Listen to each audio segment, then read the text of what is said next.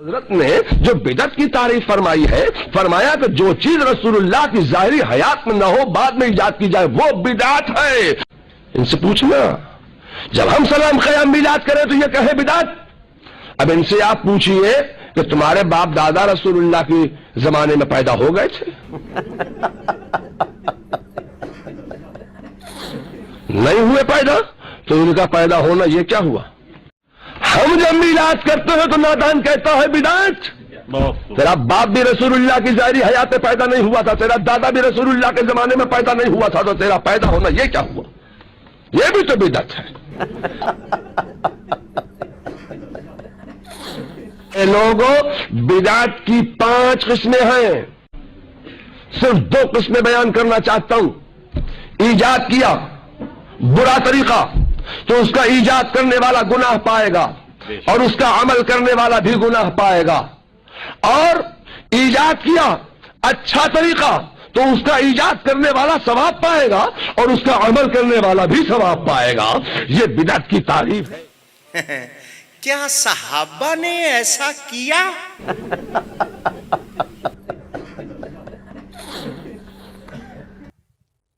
بریانی کس صحابی نے کھائی تھی؟ اپنی بریانی ثابت کرو بخاری سے، پراٹھے قورمے ثابت کرو، پیزے ثابت کرو۔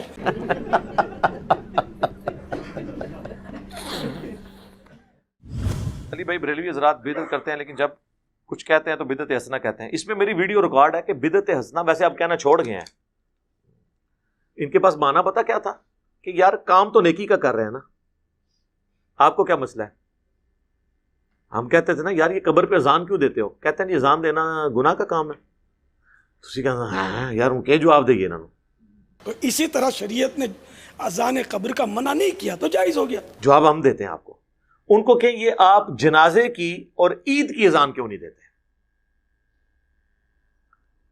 وہ کہتے ہیں نہیں نبی علیہ السلام نے نہیں دی، تو کیا یہ گناہ کا کام تھا جو اللہ کے نبی نے نہیں کیا؟ کہیں گے نہیں، بس آپ نے تعلیم نہیں فرمایا، تو یہ قبر پہ اذان کہاں تعلیم فرمائی ہے؟ پھر وہ کہیں گے ہیں او کرن گے ہیں ان کو دیو نا اذان،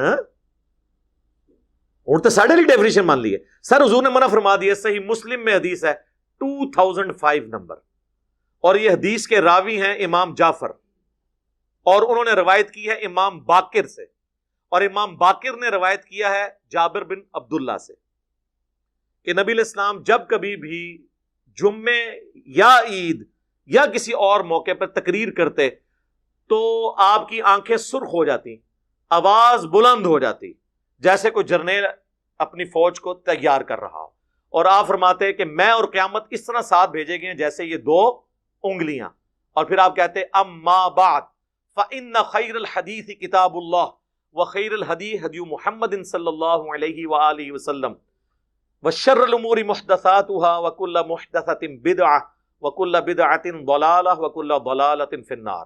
کچھ الفاظ جامعہ ترمذی میں ہیں، کچھ سنن نسائی میں۔ آگاہ ہو جاؤ، سب سے بہترین کلام اللہ کی کتاب ہے، سب سے ہدایت یافتہ راستہ محمد صلی اللہ علیہ وآلہ وسلم کا ہے، اور سب سے بدترین کام وہ ہیں جو دین میں خود داخل کر دیے جائیں، اور وہ تمام کام گمراہیاں ہیں، اور تمام گمراہیاں دوزخ میں لے جانے والی ہیں۔ تو حضور نے منع ہی کر دیا نا کہ محمد صلی اللہ علیہ وآلہ وسلم کا طریقہ بہترین طریقہ ہوگا، اور بدترین کام وہ ہیں جو دین میں داخل کر دیے جائیں خود سے۔ بخاری مسلم دونوں میں حدیث ہے من احدث فی امرنا ھذا فہو رد، جس نے میرے تعلیم کی بھی چیز میں کوئی چیز بدل دی یا اس میں چیز داخل کی وہ مردود ہے۔ تو فوراً آپ کو مثالیں دیں گے کہ جی یہ جو آپ نے لائٹیں لگائی ہوئی ہیں، ہم ان بتیوں اور بلبوں کی روشنی میں بیٹھے ہوئے ہیں، ان دنوں پنکھے بھی نہیں تھے، اب پنکھے کجا اے سی کا سلسلہ ہے، اے سی کا ڈبہ بھی اب پرانی چیز ہو گئی، اب تو سینٹرل اے سی کا نظام چل پڑا ہے، پوری عمارتیں فل ایئر کنڈیشنڈ ہوتی ہیں۔ پہلے گھوڑے اور اونٹوں کی سواریاں تھیں، اب جناب وہ ہوائی جہاز فضاؤں میں اڑتے ہیں۔ تو صحابہ کرام علیہم رضوان کے دور میں چراغ تھا، تو پھر آپ بتیوں کی روشنی میں نہ بیٹھا گئے۔ ان لائٹوں کا دین سے کیا تعلق ہے میرے بھائی؟ ہوائی جہاز میں حج کرنے کا دین سے کیا تعلق ہے؟ یہ دین کو سپورٹیو کام ہے، ڈائریکٹ دین نہیں ہے. ڈائریکٹ دین اس وقت ہوں گے جب آپ کہیں گے جو ہوائی جہاز پہ جائے گا اس کا حج ہوگا، جو نہیں جائے گا اس کا نہیں ہوگا. آپ بے شک گدھے پہ جائیں، آپ بے شک پیدل جائیں، یہ دین کو سپورٹیو چیز ہے. کیمرے میں ریکارڈنگ دین کو سپورٹیو چیز ہے. نماز پڑھتے ہوئے کوئی کہتا ہے اوپر اس قالین کے اور سامنے اس اے سی شریف کے، کہتا ہے، اور نیچے سیلنگ شریف کے اور منہ طرف خانہ کعبہ شریف کے، یہ کو کہتا ہے؟ تو یہ دین نہیں ہے، دین کو سپورٹیو چیز ہے. تو حضور نے ان چیزوں سے تو منع نہیں کرنا تھا نا. وہ تو قرآن میں آیا کہ اپنے گھوڑے تیار رکھو، سورۃ الانفال میں آیا کہ اپنے گھوڑے تیار رکھو جنگ کے لیے. تو آج کے دور میں جب آپ یہ بات کریں گے تو اس سے مراد یہ ہوگا کہ آپ نے لیٹسٹ اسلحہ تیار رکھنا ہے، یہ تو نہیں گھوڑے تیار رکھنے ہیں. وہ تو جنرل بات ہوتی. تو یہ تمام چیزیں ہیں دین کو سپورٹنگ. اس کے بارے میں الگ حدیث ہے، وہ صحیح مسلم میں ہے کہ جس نے اسلام میں اچھا طریقہ جاری کیا، جتنے لوگ اس پہ عمل کریں گے اس کا ثواب اسے ملے گا، اور جو عمل کر رہے ہوں گے ان کے عمل میں بھی کمی نہیں ہوگی، اور جو اسلام میں برا طریقہ جاری کرے گا اس کا وبال اس پہ ہوگا. اور انہوں نے وہ الفاظ ہیں سنتن حسنتن، بدعت حسنہ نہیں ہے، سنت حسنہ ہے. اور وہ حدیث پوری بیان کریں تو آپ کا مسئلہ بھی حل ہو جائے گا. پوری حدیث یوں ہے کہ نبی الاسلام نے کچھ نیو مسلم آئے جن کے چہرے پر بھی غربت کے آثار تھے. نبی الاسلام نے مسجد میں ممبر لگوا کے خطبہ دیا. آپ نے پھر قرآن پاک کی مختلف آیات تلاوت کی جن میں صدقہ اور خیرات کی ترغیب دلائی گئی. اینڈ پہ آپ نے کہا کہ اللہ کی راہ میں صدقہ کرو.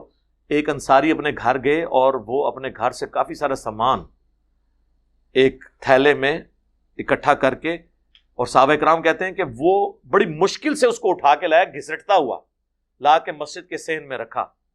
تو حضور علیہ السلام کا چہرہ مبارک اس طرح چمک اٹھا جس طرح کے سورج اور سونا، کیونکہ اس کی وجہ سے باقیوں کو بھی جیب ڈھیلی کرنے کی ترغیب ملی. پھر ایک اٹھا، دوسرا اٹھا، لا کے مسجد میں ڈھیر لگ گیا. حضور خوش ہو گئے. تو آپ نے فرمایا جس نے اسلام میں اچھا طریقہ جاری کیا، یعنی اچھا طریقہ کس نے؟ اس انصاری صحابی نے جو بارش کا پہلا قطرہ بنا. یہ آدھی حدیث لے کے اچھا طریقہ اور اسے پکڑ کے جو ہے وہ اپنے 12 ربیع الاول کے جلوس، کوئی اپنے 10 محرم کے جلوس، کوئی اپنے 1 محرم کے جلوس حلال کرنے شروع کر دیتا ہے. خدا کے لیے یہ طریقے کی بات. پھر کوئی جو ہے وہ حضرت عثمان کی مثال دیں گے. جی صحیح بخاری میں حضرت عثمان نے جمعے کی دوسری اذان شروع کروائی. دور عثمان غنی رضی اللہ تعالی عنہ میں پہلی جمعے کی پہلی اذان، یاد رکھیں مذہب اسلام میں اگر دیکھا جائے، اور سرکار کے دور میں صدیق اکبر عمر فاروق رضی اللہ تعالی عنہما کے دور میں صرف جمعے کی ایک اذان ہوتی تھی جو اذان ثانی کہلاتی ہے، جو خطبے سے بالکل تھوڑی دیر پہلے ہوتی ہے. یہ پہلی اذان کی ایجاد حضرت عثمان غنی رضی اللہ تعالی عنہ نے کی تھی. سر کدھر نہیں لکھا، بخاری شریف کھول کے پڑھو. وہ دوسری اذان ان ایڈیشن ٹو 1 نہیں تھی، وہ 1 کے پیرلل 1 تھی، جیسے مکبرین ہوتے ہیں. وہ الفاظ ہیں بخاری میں کہ حضرت عثمان غنی رضی اللہ تعالیٰ عنہ نے مدینے کے بازار میں ایک اذان شروع کروائی، کیونکہ بازار تک آواز نہیں جاتی تھی.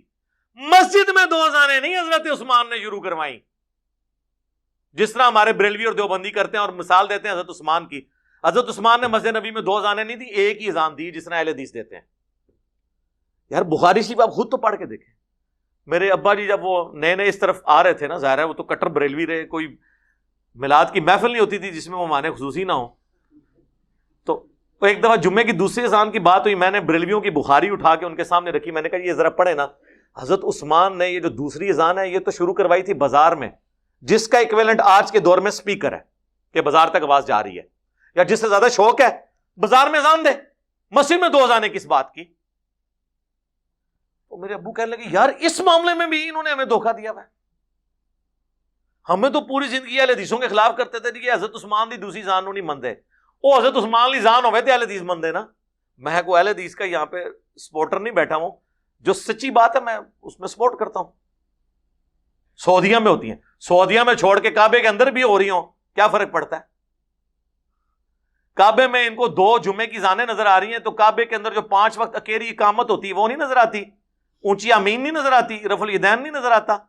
دو چیزیں ہی نظر آتی ہیں، ایک 20 تراویح، اور وہ بھی صرف مکہ مدینے کی 2 مسجدوں میں، باقی پورے سعودیہ میں 8، مکہ یونیورسٹی میں ام القرآن میں بھی 8، مدینہ یونیورسٹی میں بھی 8، ایون باب العمرہ خانہ کعبہ شریف کے بالکل ساتھ جو اس کا دروازہ ہے نا باب العمرہ، اس کے باہر ایک چھوٹی سی مسجد ہے، وہاں بھی 8 تراویح ہوتی ہے. اور یہ تو انفیوں کی وجہ سے انہوں نے وہ بھی 2 امام مقرر کر کے 10+10 کی ہوئی تھی. یہ دلیل تو نہیں، دلیل تو کتاب و سنت ہے میرے بھائی، کتاب و سنت. کبھی کوئی مثال دے دیں گے، کبھی وہ کہیں گے جی حضرت عمر نے تراویح کی جماعت شروع کروائی تو اس میں کہا کتنی اچھی بدعت ہے. دین یا دنیا میں کوئی بھی نیا کام ایسا ایجاد کیا جائے جو دین کی تقویت و ترقی کے لیے ہو، لوگوں کو دین کی طرف مائل کرنے کے لیے ہو، اگرچہ اس کے پہلے مثال، اس کی کوئی پہلی مثال یا اس کا کوئی نمونہ پہلے موجود نہ ہو، اسے بدعت حسنہ کہا جائے گا. جیسے حضرت عمر فاروق رضی اللہ تعالیٰ عنہ نے اپنے دور میں تراویح با جماعت قائم کرنے کا اہتمام فرمایا، اور آپ نے اس کی جماعت کو دیکھ کر یہ جملہ ارشاد فرمایا کہ نعمت البدعۃ ہذہ، یہ کیا ہی اچھی بدعت ہے. حضرت عمر نے کون سی بدعت کی تھی اس میں؟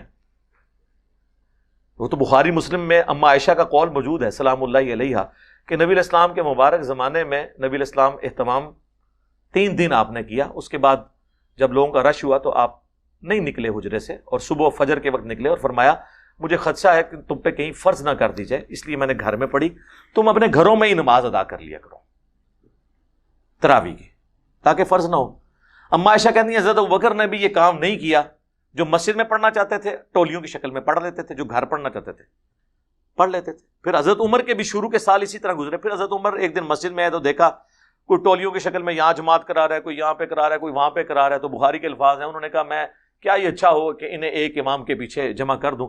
تو حضرت تمیم داری اور ابی ابن کعب کی ڈیوٹی لگائی کہ تم دونوں ان کو پڑھایا کرو تاکہ ایک امام کے پیچھے پڑھیں. اور الموطا امام مالک میں گولڈن چین سے موجود ہے، انہیں حکم دیا کہ 11 رکعتیں پڑھیں، 3 وتر اور 8 تراویح، گولڈن چین سے.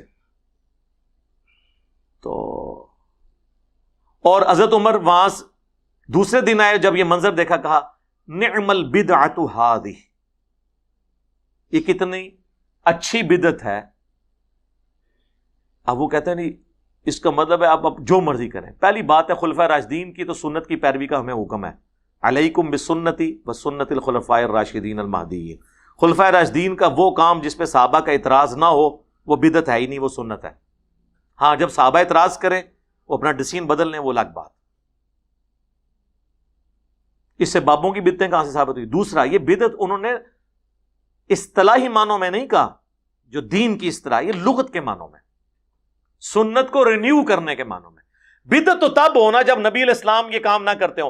حضور نے 3 دن تو تراویح جماعت سے پڑھی نا، تو تراویح جماعت سے پڑھنا کیا ہوا؟ سنت. حضور نے زندگی میں کوئی ایک دفعہ بھی کام کیا اور اس سے منع نہیں فرمایا وہ کوئی شخص روزانہ کرے. کیا حضور علیہ السلام ہر وقت پگڑی باندھتے تھے؟ روزانہ پگڑی میں ہی نماز پڑھاتے تھے. لیکن الیاس قادری صاحب کو میں نے 40 سالوں میں بغیر پگڑی کے نہیں کبھی دیکھا. تو اب ہم یہ کہیں گے یہ بدعت کر رہے ہیں؟ نہیں، ٹھیک ہے، وہ چاہتے ہیں ہم روزانہ کریں، ٹوپی نہیں وہ پہننا چاہتے، ان کی مرضی ہے. لیکن ونس جب 3 دن حضور نے پڑھی تو حضرت عمر نے کوئی نیا کام نہیں کیا. حضور علیہ السلام بھی ایک امام تھے، آپ کے پیچھے لوگ مقتدی نماز پڑھتے تھے. حضرت عمر نے بھی دوبارہ ایک امام پہ متفق کیا بجائے ٹولیوں کی شکل میں. وہ ٹولیوں کی شکل میں کرتے تھے، کوئی ایک حافظ 10 بندے لے کے کھڑا ہو گیا اپنا ایک قرات. ظاہر ہے ہر بندہ ایک طرح کا تو نہیں نا، کہ کچھ لوگ کہتے ہوں گے ہم نے روزانہ کا اتنی صورتیں پڑھنی ہے، کوئی کہے گا اتنی پڑھنی ہے، تو ہر بندے کا اپنا ہے. اس طریقے سے اس سے وہ بدعت ثابت کر رہے ہوتے ہیں. تو اس طریقے سے بدعت ثابت نہیں ہوتی، بدعت حسنہ اور وہ یہ کہانی ہے صرف ان کی.